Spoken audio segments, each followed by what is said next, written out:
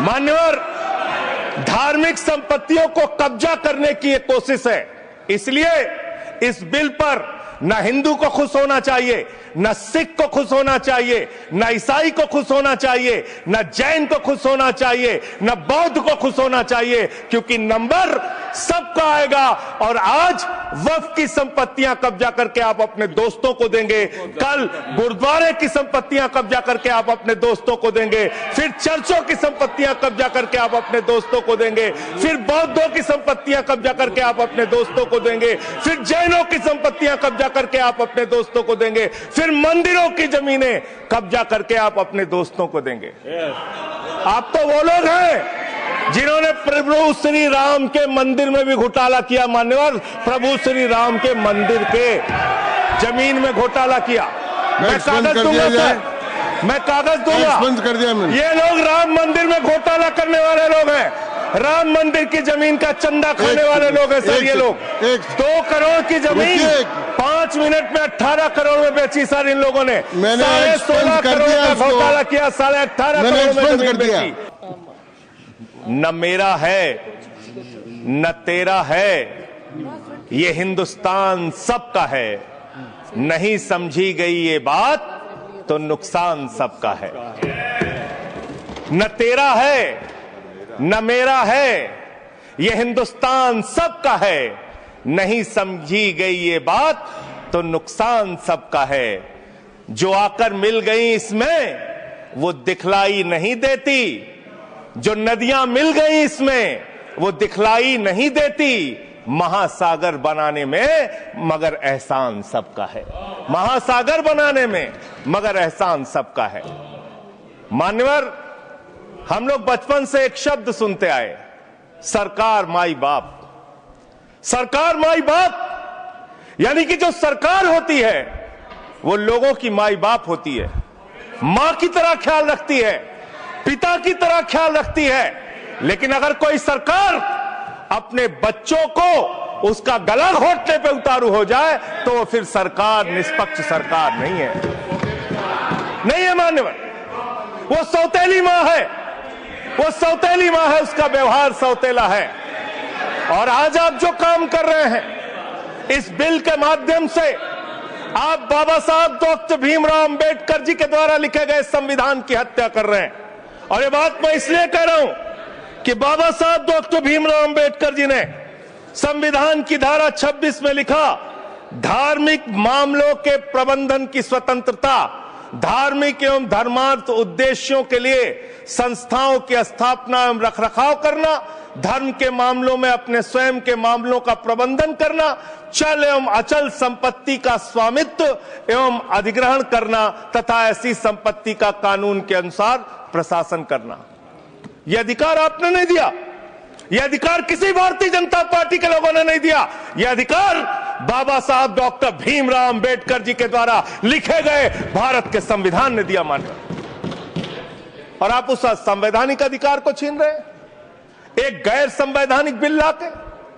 क्या क्या लिखा इस कानून के अंदर आपने, किस तरीके से आपने इस संविधान की हत्या करने का काम किया। आप बड़ी बड़ी बातें कर रहे हैं। यह सरकार कह रही है कि ये कानून हम मुसलमानों के भले के लिए आ रहे हैं। जब मैं आपसे सुनता हूं तो मुझे लगता है कपिल शर्मा कॉमेडी सर्कस में बोल रहा है। आप मुसलमानों का भला कर रहे हैं, आप मुसलमानों का भला कर रहे हैं। दोनों सदन में एक भी सदस्य, दोनों सदन में सिर्फ एक सदस्य गुलाम अली को छोड़ के एक भी सदस्य आपका मुसलमान नहीं है। आप मुसलमानों का भला कर रहे हैं, आप मुसलमानों का भला कर रहे हैं। पूरी सरकार में एक मंत्री आपका मुसलमान नहीं है, आप मुसलमानों का भला कर रहे हैं। 2 नेता अपने घरों में आपने बैठा दिया, मुख्तार अब्बास नकवी, शाहनवाज हुसैन, दोनों की राजनीति आपने खत्म कर दी। आप मुसलमानों का भला कर रहे हैं, आप मुसलमानों का भला कर रहे हैं, आप मुसलमानों का भला कर रहे हैं। अरे सुनना सीखो पहले। मानवर, मैं इनके इस कानून में क्या क्या लिखा हुआ है, क्या क्या कहा है इन्होंने। बैठ जाए कृपया, गुलाम अली जी बैठ जाए। धार्मिक संपत्तियों को, ये बिल कब्जा करने की नापाक कोशिश है इतनी और शांति धार्मिक है संपत्तियों को सदन में, इतनी कब्जा शांति करने के लिए।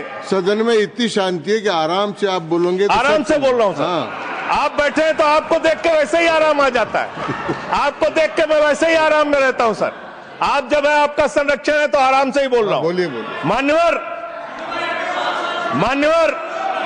धार्मिक संपत्तियों को कब्जा करने की एक कोशिश है, इसलिए इस बिल पर न हिंदू को खुश होना चाहिए, न सिख को खुश होना चाहिए, न ईसाई को खुश होना चाहिए, न जैन को खुश होना चाहिए, न बौद्ध को खुश होना चाहिए, क्योंकि नंबर सबका आएगा।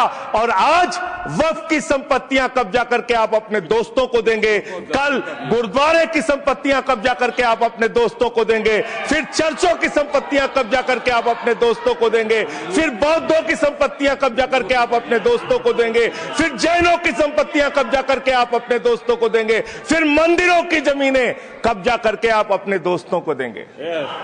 आप तो वो लोग हैं जिन्होंने प्रभु श्री राम के मंदिर में भी घोटाला किया। मान्यवर, प्रभु श्री राम के मंदिर के जमीन में घोटाला किया। मैं कागज दूंगा सर, मैं कागज दूंगा। बंद कर दिया मैंने। ये लोग राम मंदिर में घोटाला करने वाले लोग हैं, राम मंदिर की जमीन का चंदा खाने वाले लोग हैं सर। ये लोग 2 करोड़ की जमीन 5 मिनट में 18 करोड़ में बेची सर इन लोगों ने। मैंने 16.5 करोड़ का घोटाला किया, 18.5 करोड़ में जमीन बेची। ये राम मंदिर में घोटाला करने वाले लोग हैं सर। मान्यवर, अरे प्रभु श्री राम के नाम का पैसा खाते हो तुम लोग। अरे बैठ जाओ, राम मंदिर का पैसा खाते हो। अरे राम मंदिर में घोटाला करते हो, बैठो। अरे राम मंदिर का चंदा खाते हो। अरे चंदा चोरो बैठो, चंदा चोरो बैठो, चंदा चोरो बैठो, बैठो चंदा चोरो, चंदा चोरो बैठ जाओ। चंदा चोरो तुम लोग चंदा चोरो, चंदा चोरो तुम लोग, चंदा चोरो, चंदा चोरो, चंदा चोरो बैठो। 1 मिनट को प्लीज। चंदा चोरो बैठो। सभापति महोदय, Shri Gajendra Singh ji. Sir, I am not dealing sir, I am not dealing. सदस्य ने चंदा चोरी किया इन्होंने सर, राम का पैसा खाया करने वाले राम का पैसा खाया सर इन्होंने। राम मंदिर का विषय, राम मंदिर में चंदा चोरी किया इन्होंने। बैठ जाए। चंदा चोर है सर ये लोग। इन्होंने प्रभु श्री राम का चंदा खाया, कृपया बैठ जाए। चंदा चोरी किया सर। कृपया बैठ जाए। राम मंदिर के संबंध में सर राम मंदिर के संबंध में कहे गए सभी शब्दों को मैं कार्रवाई से निकाल रहा हूं, कार्रवाई से निकाल दिए। 2 करोड़ की जमीन 18.5 करोड़ में खरीदी इन लोगों ने। 2 करोड़ की जमीन अयोध्या में 18.5 करोड़ में खरीदी। मान्यवर, कृपया मेरा टाइम बचाया जा सर। मान्यवर, टाइम पॉज कीजिए सर, टाइम पॉज कीजिए, बैठाइए इनको। Point of order yes allow. Sir, I am not dealing sir. Point of order Bhupendra Yadav, please sit down.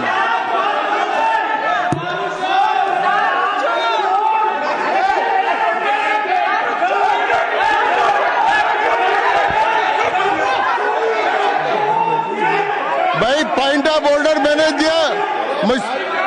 आप जाइए स्थान पर, कृपया अपने स्थान पर जाएं। मैंने व्यवस्था का प्रश्न उठाने का मौका दिया भूपेंद्र जी यादव को। आप सब लोग अपने स्थान पर जाएं, कृपया अपने स्थान पर चले जाएं, कृपया अपने स्थान पर जाएं, सबको चोर बना, कृपया बैठे। चोरी में जेल में। मैंने भूपेंद्र जी, कृपया बैठ जाए, कृपया। श्री भूपेंद्र यादव सर, मैं पहले Bhupendra ji, yes sir, Bhupendra Yadav sir, Madan ji Rathore, कृपया बैठ जाएं। सर ये कृपया, मैंने भूपेंद्र जी यादव को व्यवस्था का प्रश्न उठाने की अनुमति दी है, लेकिन मैं पहले बता दूं कि राम मंदिर के बारे में जो कुछ इनको कहा मैंने उसको एक्सपेंस कर दिया है, वो कार्रवाई का हिस्सा नहीं है। आप बोलिए।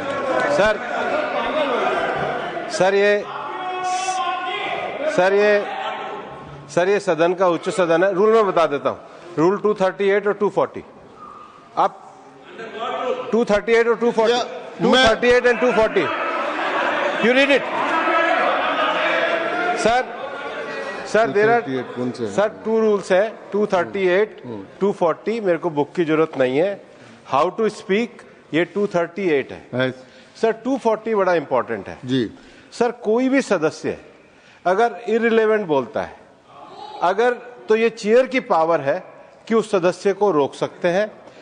जो विषय डिबेट से जुड़ा हुआ नहीं है, जो विषय सदन से जुड़ा हुआ नहीं है, इररिलेवेंट विषय को आपको रोकने का अधिकार है। जो सदस्य संजय सिंह जी बोल रहे थे वो इररिलेवेंट है। तीसरा एक और विषय सर, 238 में बोलने के बाद जो असंसदीय शब्द है, किसी भी पार्टी के बारे में, किसी के बारे में जो असंसदीय शब्द है वो बोले गए हैं, तो उसकी भर्त्सना भी हाउस पूरी तरीके से करता है और उसको हटाता है। माननीय हाँ, Tiruchi Shiva Sir, I also stand on the. Please, I am allowing mister Tiruchi Shiva. I also stand on the same rules, sir. 238 and 240. You didn't quote 238. You remember 240, but 238 you are well versed, I know, but you are not quoted. Nothing refer, only the rule number. Yes, yes. Refer to any matter of fact on which a judicial decision is pending. No. Make a personal charge against a member. No. Please. What is? Please. Kindly listen. Hello, please. I'm on a point of order. I'm on a point of order. I'm on a point of order. Point of order आपने allow किया है। What is that? Point of order आपने allow किया है। Rule 240. बैठ जाए, Sir, सुन ले एक बार। sir. मैं निर्णय मुझे करना, आप तो सुन तो लें। आप बैठे। Mr. Vice Chairman, only 240. 240 which is मैंने quoted, दोनों sir. 238, Sir, sir. 240 दोनों देख लिए। Please, sir. हाँ। Rule 240 says, the chairman, after having called the attention of the council to the conduct of a member who persists in irrelevance or in tedious repetition, you didn't call, sir.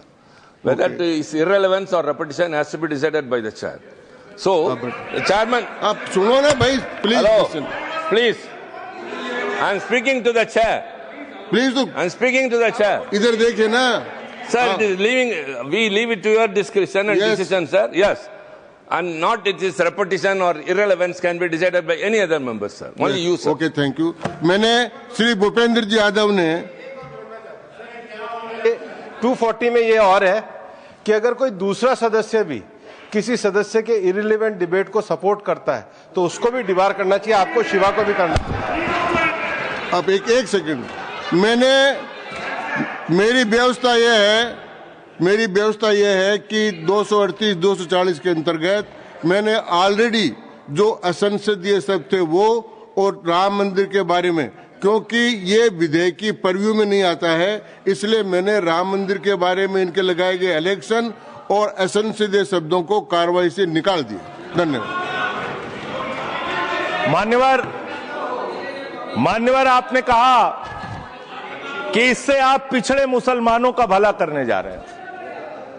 सुनने में बहुत अच्छा लगता है कि आप पिछड़े मुसलमानों का भला करने जा रहे हैं। आपने इसमें कहा कि आप महिलाओं का भला करने जा रहे हैं। सुनने में बहुत अच्छा लगता है कि आप महिलाओं का भला करने जा रहे हैं, लेकिन ये सरकार और यहां पे इस समय मंत्री जी नहीं है, मैं उनसे पूछना चाहता हूं, आप देश को और सदन को गलत जानकारी क्यों दे रहे हैं? मानवर, 2013 के वक्फ बिल में जो भारतीय जनता पार्टी की सहमति और सहयोग से पास हुआ, उसमें भी महिलाओं के लिए आरक्षण था। मना कर दीजिए कि नहीं था?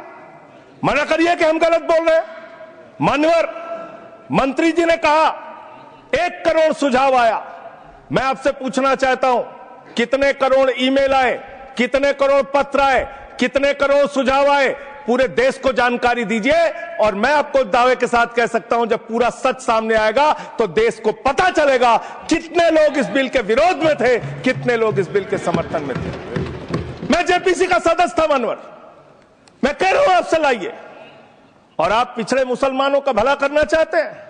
मैं आपसे हाथ जोड़कर निवेदन करता हूं, विनती करता हूं, और हमारे जो मित्र उधर भी हैं, अगर आप मेरी बात से सहमत हैं तो समर्थन करना।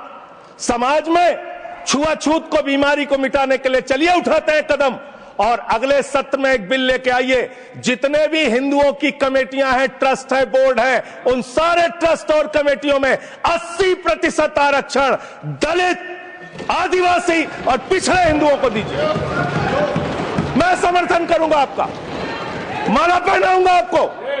आप पिछड़ों का भला करने की बात करते हैं, आप दलितों का भला करने की बात करते हैं। आपकी मातृ संस्था आरएसएस 100 साल तक आपने एक भी दलित, पिछड़ा और आदिवासी, एक भी महिला को आज तक आरएसएस का प्रमुख नहीं बनाया। आप दलितों और पिछड़ों और आदिवासियों की आरएसएस के बारे में भला करने की बात करते कर हैं। दीजिए। माननीय, इस बिल में क्या लिखा है? आप जो भी बातें इस विधेयक के अलावा बोलेंगे उन सबको मैं एक्सप्लेन सर, ये करूंगा। क्या सच नहीं है? क्या ये सच नहीं है? सर, मेरा टाइम रोका जाए। और सर, बिल के बारे में बात करते हैं। माननीय मंत्री जी ने कहा आज आप इस बिल को पास कर रहे हैं, आज आपका सीना चौड़ा हो रहा है, आपको लग रहा है एक धर्म के अधिकार को आप छीन रहे हैं। नहीं, कल को आप सभी धर्मों की धार्मिक संपत्तियां छीन के आप अपने दोस्तों का देने का काम करेंगे। मैं फिर इसको दोहरा रहा हूं और फिर इसको कह रहा हूं कि आप ये करेंगे, धार्मिक संपत्तियों के कब्जा करने का काम करेंगे। और किसी गलतफहमी में मत रहिए। आपको लोकसभा के चुनाव में मात्र 36% वोट मिला है। इस देश की 64% आबादी आज भी आपके खिलाफ है, आज भी आपके खिलाफ खड़ी है। किसी गलतफहमी में मत रहिए। बड़ी बड़ी सत्ता उखड़ गई और चली गई। मान्यवर, आपने इसमें लिखा बिल के अंदर कि वक्फ कमेटी के अंदर गैर मुसलमान इसका सदस्य बन सकता है। आप क्या गुरुद्वारा कमेटी के अंदर गैर सिख को मेंबर बना सकते हैं? क्या ईसाई कमेटी के अंदर गैर ईसाई को सदस्य बना सकते हैं? क्या बौद्धों की कमेटी के अंदर गैर बौद्ध को, क्या जैनों की कमेटी के अंदर गैर जैन को आप मेंबर बना सकते हैं? और इतना ही नहीं, क्या आप हिंदुओं के ट्रस्ट में, मंदिर के ट्रस्ट में आप क्या गैर हिंदू को मेंबर बना सकते हैं? नहीं बना सकते, नहीं बना सकते। आप एक झूठ फैला रहे हैं देश भर में, देश भर में झूठ फैला रहे हैं। आप कह रहे हैं ये मैं पढ़ रहा हूं राम मंदिर का, सर, राम मंदिर ट्रस्ट। झूठ शब्द असंसदीय है, जो असंसदीय शब्द उनको निकालते जाइए। सत्य से परे, सत्य से परे। सर, ये प्रभु श्री राम के मंदिर का ट्रस्ट, मैं इसका समर्थन करता हूं। नहीं, आप सर, मैं इसका समर्थन कर रहा हूं। ये सब्जेक्ट नहीं है सर, समर्थन कर रहा हूं। सुन तो लीजिए, आप कहे से नहीं सुनूंगा। डिस्ट्रिक्ट मजिस्ट्रेट प्रोसीडिंग में नहीं आएगा सर, मेरी बात तो बिल्कुल नहीं आएगा। सर, मेरी बात सुन लीजिए।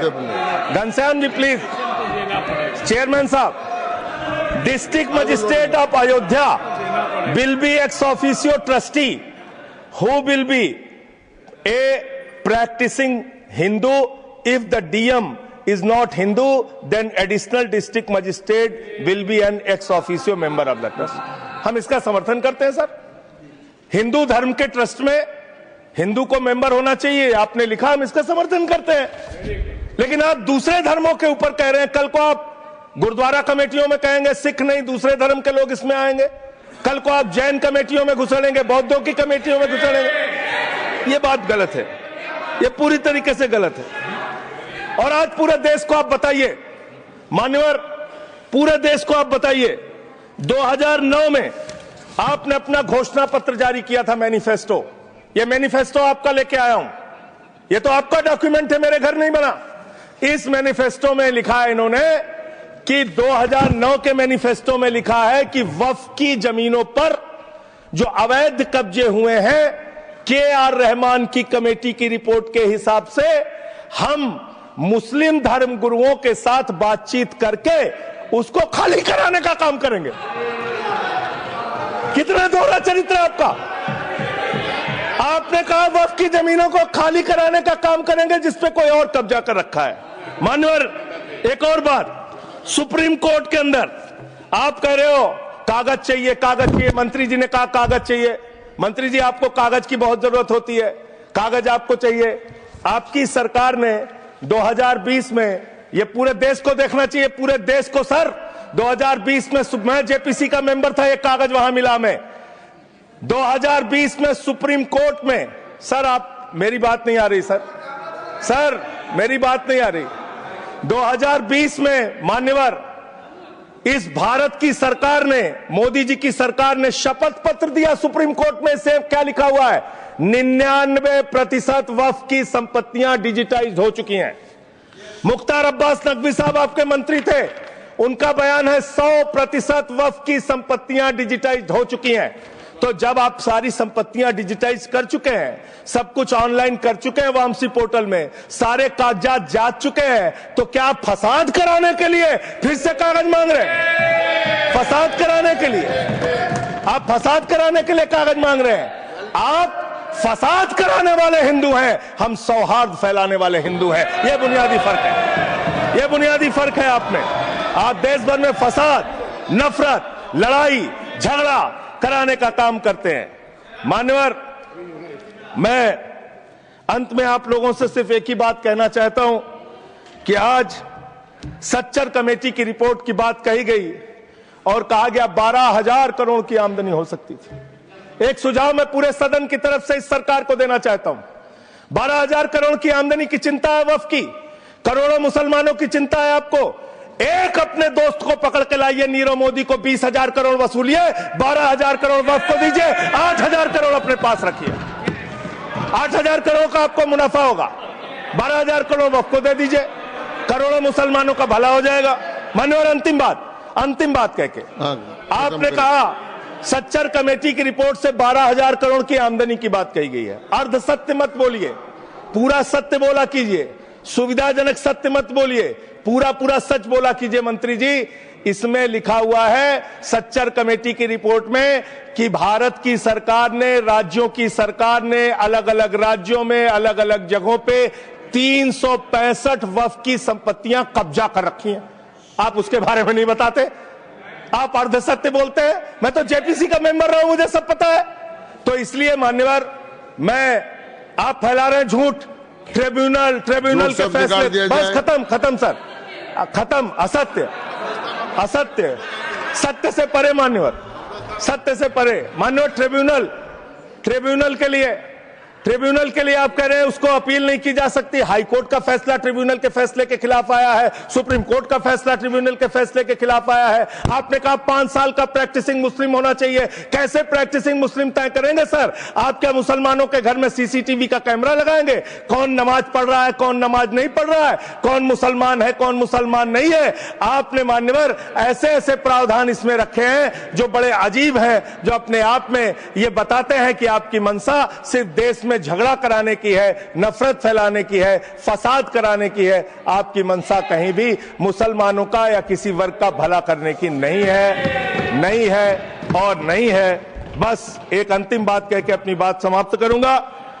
ये काम आपने देश के अंदर बहुत अच्छा शुरू कर दिया। आप एक काम करते हैं, देखो मुसलमानों को ठीक कर रहा हूं, दूसरी तरफ महंगाई बढ़ रही है, नुकसान हिंदुओं का।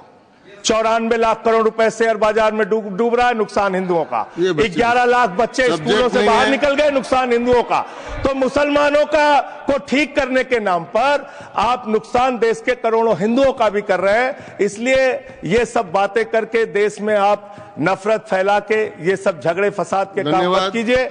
और अंत में आपसे एक ही बात कहना चाहता हूं, अभी भी वो मौका है इस बिल को जो गैर संवैधानिक है, जो बाबा साहब के संविधान के खिलाफ है, इसको वापस लीजिए। धन्यवाद। श्री दूंगा ही।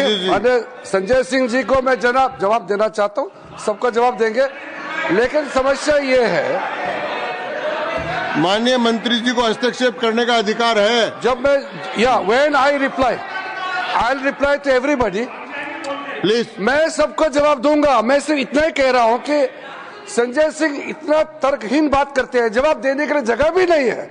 वो पॉइंटलेस बात करता है, बिल से संबंधित नहीं, इधर उधर का बात करता है। पॉइंट में बात कीजिए, मैं जवाब दूंगा बाद में।